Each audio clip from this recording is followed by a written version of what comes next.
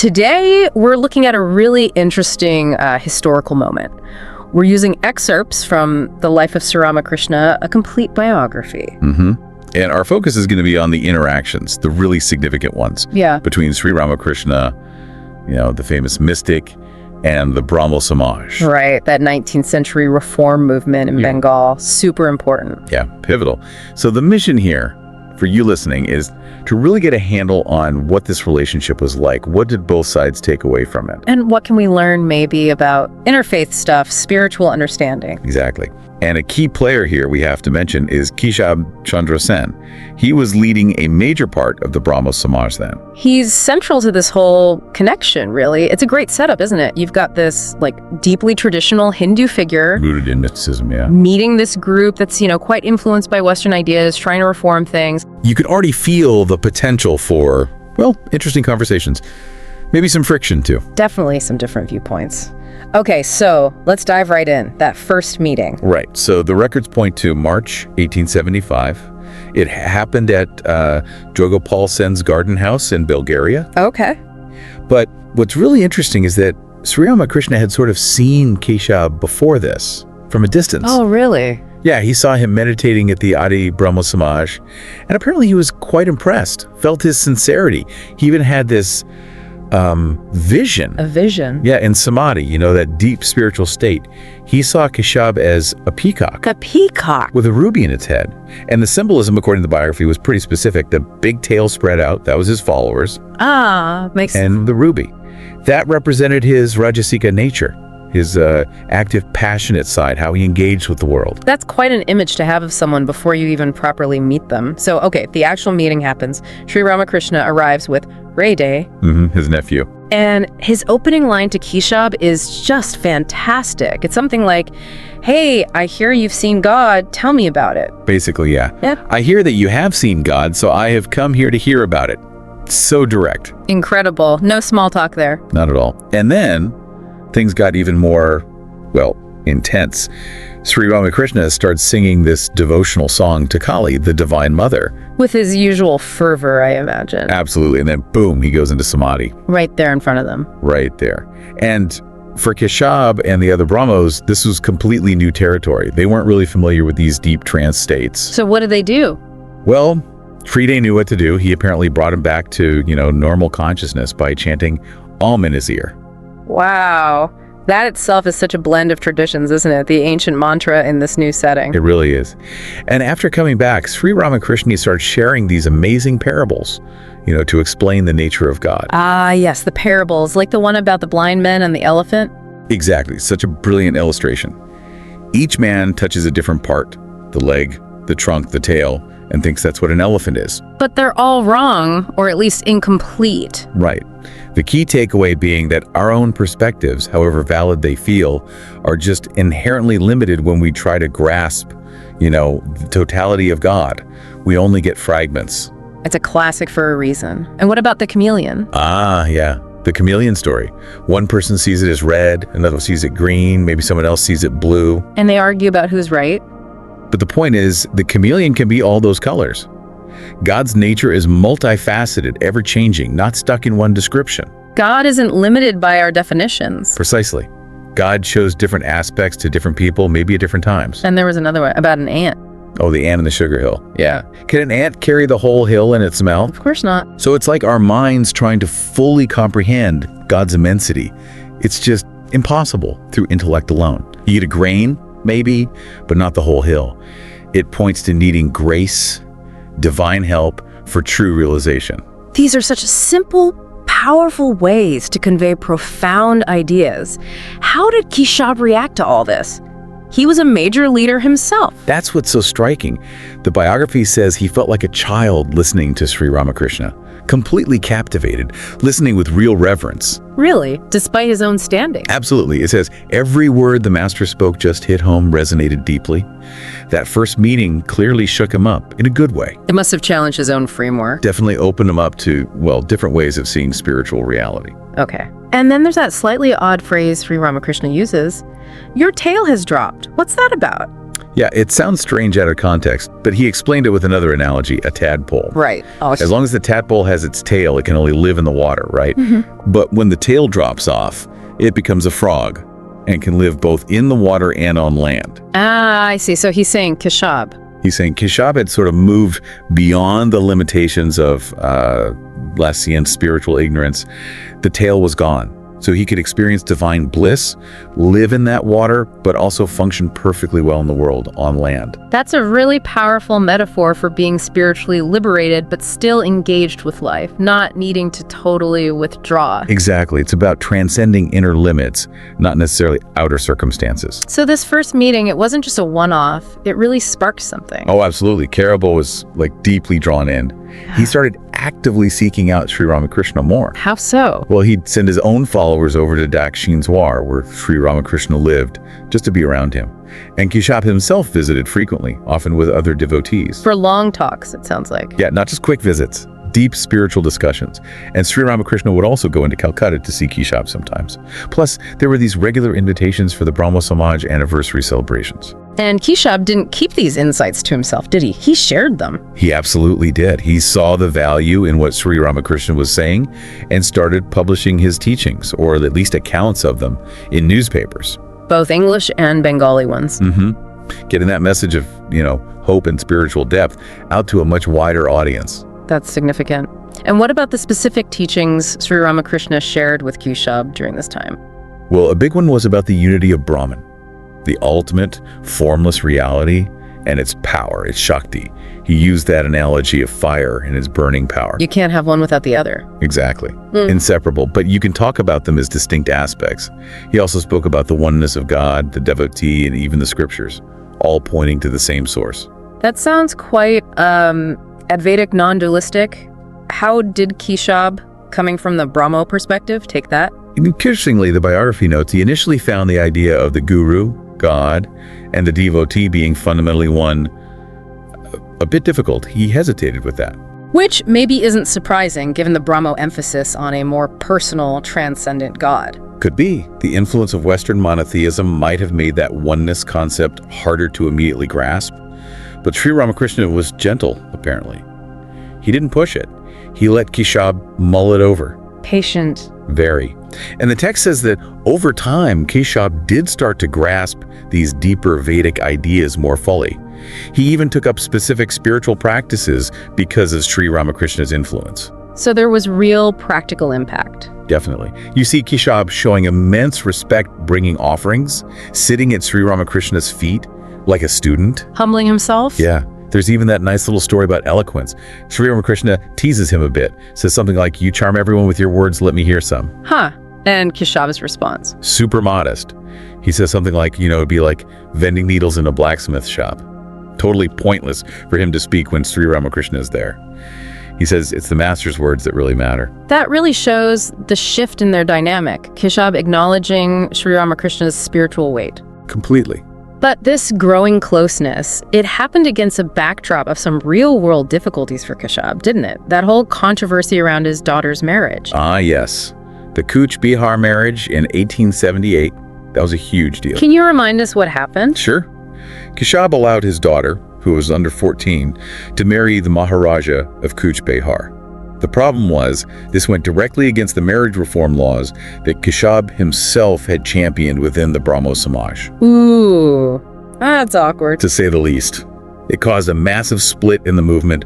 A whole faction broke away and formed the Siddharan Brahmo Samaj. How did Sri Ramakrishna view this whole situation? Keshab must have been under immense pressure. He was very sympathetic, actually.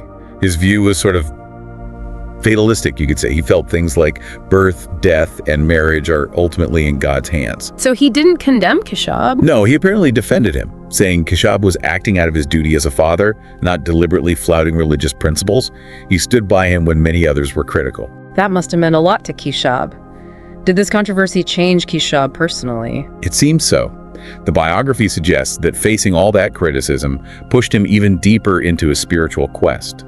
He intensified his search for realization, and you can see Sri Ramakrishna's influence there. How so? Well, he started adopting more external spiritual practices, things like homa, The fire ceremony, getting his head shaved, wearing the ochre robe sometimes. Which the book connects to Sri Ramakrishna's own earlier period of intense practice, his sadhana. Exactly. It's like Keshab was drawing inspiration, maybe finding solace in that model of intense, dedicated spiritual discipline that Sri Ramakrishna embodied. Interesting. And his thinking about other religious figures also evolved around this time? Yeah, that's another key shift.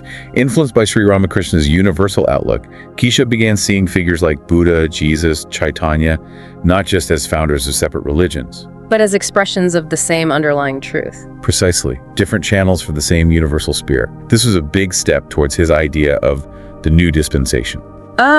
The Nava Vidhan. His attempt to synthesize universal religious ideals. That's the one, trying to bring together the essence of different faiths.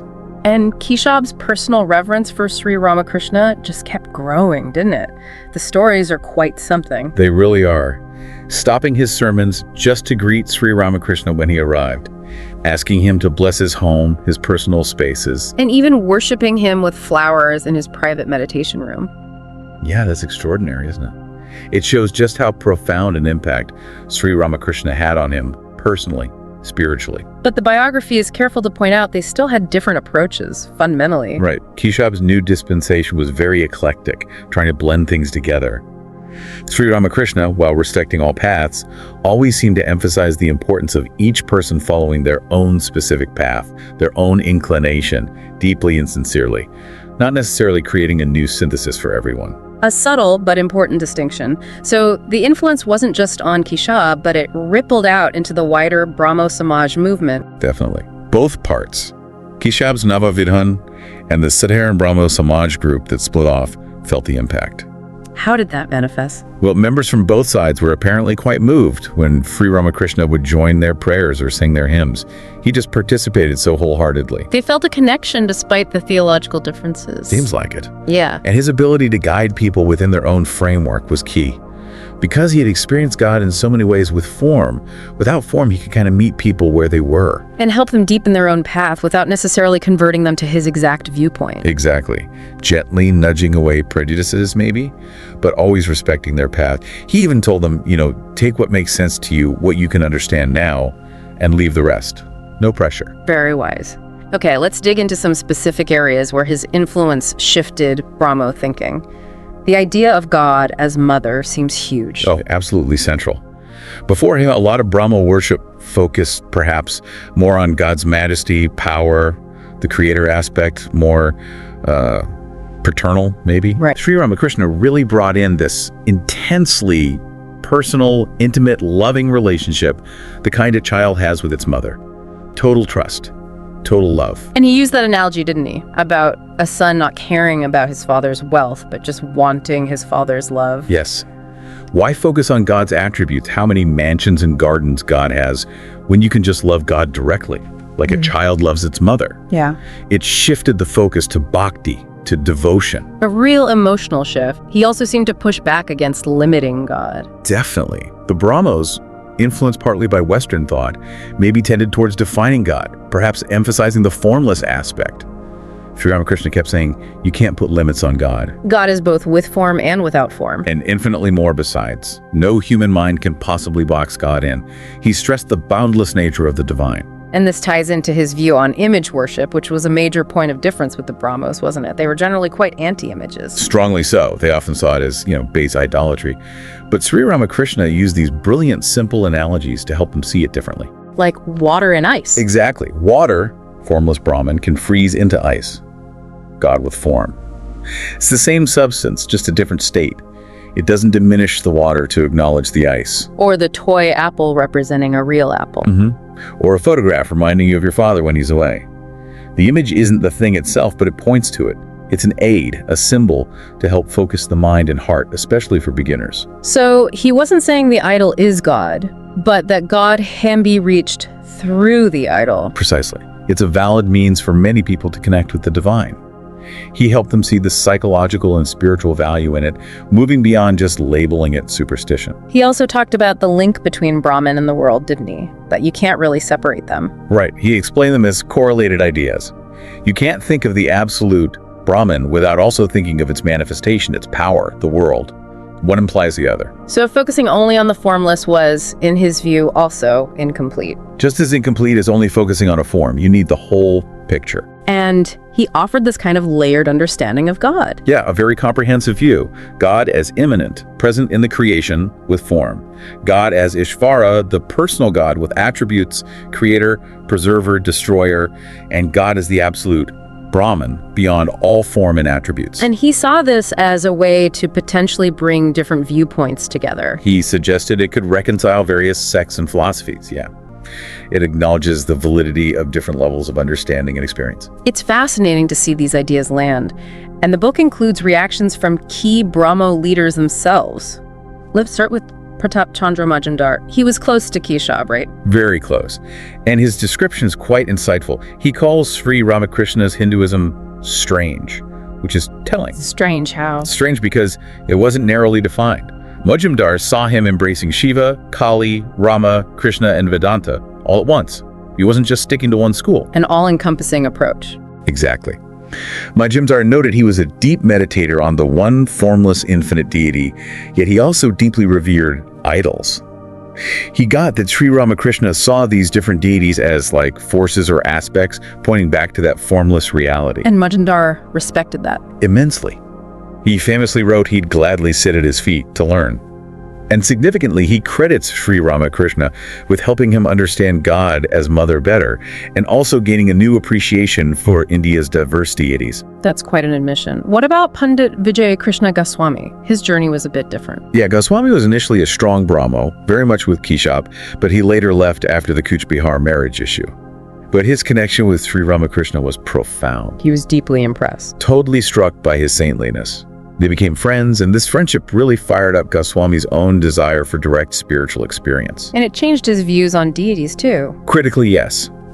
Through Sri Ramakrishna, his faith in the reality and significance of different forms of God, which he'd likely dismissed earlier under Brahmo influence, was restored. So Sri Ramakrishna helped him reconnect with more traditional Hindu ideas. In a way, yes, but through direct experience and inspiration. Goswami's reverence became boundless. He even reported having visions of Sri Ramakrishna when they were physically apart. Wow. So even after splitting from Keshab's group, Goswami maintained that deep link.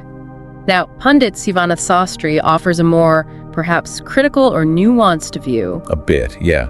Sastri was a leader of the Siddhar and Brahmo Samaj, the group that broke away. He met Sri Ramakrishna and was immediately struck by his simplicity, his devotion, and especially his complete renunciation. The money thing. Yeah, the famous story where Sri Ramakrishna literally couldn't bear to touch a coin that physically repulsed him. That amazed Sastri. But Sastri had reservations. He did. Coming from a more rationalistic, socially focused perspective, he seemed to struggle with Sri Ramakrishna's utter detachment from worldly affairs. He even theorized that the Samadhi states were maybe a kind of nervous disorder brought on by extreme austerities. A medical explanation rather than a spiritual one. Right. They also had different views on, say, the role of women in spiritual life. Sri Ramakrishna used that analogy of protecting a young plant. Meaning renunciates needed to be careful, especially early on. That was the gist. Sastri, perhaps, had a more egalitarian social view. But despite the skepticism about Samadhi, Sastri acknowledged Sri Ramakrishna's authenticity. He saw his simplicity and lack of pretense. Absolutely. He recognized his abhorrence of show and his knack for tailoring conversations to whoever he was speaking with. Sastri respected him deeply, calling him a Siddha Purusha, someone who's attained direct realization even if he didn't fully agree with or understand everything. There's also that incident with Friday exaggerating something. Oh, right. Sri Ramakrishna apparently corrected Friday sharply for exaggerating about his spiritual states, emphasizing that his intense periods were more like insanity, a divine madness, not something to brag about. Sastri noted this honesty. So respect, but maybe not full acceptance of the mystical aspects. Lastly, Trilokya Nath Sanyal. He wrote devotional songs for the Brahmos. Yes, and he was very drawn to Sri Ramakrishna. Apparently, witnessing the master in those superconscious states was a direct inspiration for many of his most moving songs. That's a powerful connection, but they also had discussions, maybe debates. They did, particularly about spiritual life for householders versus renunciates. Sri Ramakrishna really hammered home the point that tasting divine bliss naturally makes worldly pleasures seem, well, tasteless. The saltless world analogy. Yeah, or having a priceless shawl makes you discard a ragged one. He argued the pull of the world diminishes drastically once you've experienced something far greater. Did Sanyal agree? Not entirely. They debated about accumulating wealth, charity. Sanyal perhaps argued for the possibility of living a spiritual life while being wealthy and engaged. Sri Ramakrishna seemed more cautious, suggesting true spiritual life in the world is really possible only after gaining significant knowledge and detachment. So attain first, then live in the world if you must. Something like that. They also discussed divine incarnation, avatars. Sri Ramakrishna used that analogy of the ocean, and the picture, the water inside and outside is the same, hinting at the non-dual nature, yet the picture gives it form, suggesting duality too. Trying to explain the paradox. Right.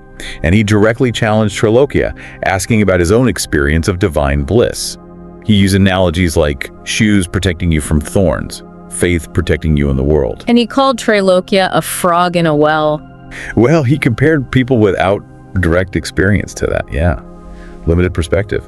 He even told his disciple Girish later not to argue with people like Trilokya who hadn't tasted that bliss directly, using another parable about a diamond. Yeah. Different merchants value it differently based on their knowledge. Implying different levels of understanding based on experience. Exactly. You can't really argue someone into experiencing bliss. So looking back at all these interactions, for Sri Ramakrishna himself, this contact with the Brahmo Samaj was quite significant, wasn't it? It was his first real encounter with this type of educated, urban Bengali mindset.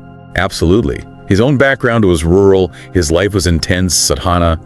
This was a different world, people influenced by Western philosophy, education, social reform ideas. And he noticed that influence. He did. He observed they seemed perhaps more swayed by Western thinkers than by India's own sages sometimes. This, he felt, made it harder for them to fully embrace certain traditional Hindu truths, even when he was living proof of them. He called their approach a strange mixture of God and the world. Yes, trying to balance spiritual ideals with worldly engagements, which he viewed with a certain compassionate understanding, but also perhaps saw the inherent difficulties. But his love for them didn't diminish. Not at all. He kept sharing his core realizations. The need for renunciation, inner if not outer, sincere practice, faith, selfless work, discriminating the real from the unreal. But always letting them take what they could. Always. No compulsion. Accept what resonates, leave the rest. But these interactions also seem to increase his own longing. To find disciples who could fully grasp his most radical teachings, especially about complete renunciation. Exactly. To find those who are ready for the deepest dive, you might say. So wrapping this up, what are the big takeaways from this whole encounter? Well, you clearly see Sri Ramakrishna's profound influence on the Brahmo Samaj, its leaders, its thinking. It pushed them, challenged them, broadened their horizons regarding devotion, God's nature, practice. And it wasn't just one-way traffic. He learned too. He gained crucial insights into the modern mind, the challenges and opportunities presented by Western influence colliding with Indian tradition. It really throws a spotlight on themes like, well, interfaith dialogue, different ways to understand spirituality, that tension between tradition and reform. In the very nature of mystical experience versus rational understanding. Which leads to some questions for you, listening at home. What does this interaction really tell us about spiritual truths? Can they be universal, cutting across doctrines? Yeah, and how does encountering different views actually enrich our own understanding? Well, was it about Sri Ramakrishna that resonated so much and sometimes clashed so much with these Western-educated thinkers? Maybe the final thought isn't about who was right or wrong or who influenced whom more. Maybe it's about the value of that sincere meeting of minds, that respectful engagement across differences. That exchange itself, the willingness to listen and interact despite the gaps, that's perhaps the most enduring insight. It left a mark on everyone involved. A truly fascinating chapter. Thanks for joining us for this deep dive. We'll catch you on the next one. I hope you like this chapter. We need volunteers and sponsors to create content with even better quality and with more variety. If you wish to join this initiative as a volunteer or sponsor, please click the links given in description below. To help us reach more viewers, please like, comment, share, and subscribe to Biography Central. Thank you for your time. It means a lot. Namaste.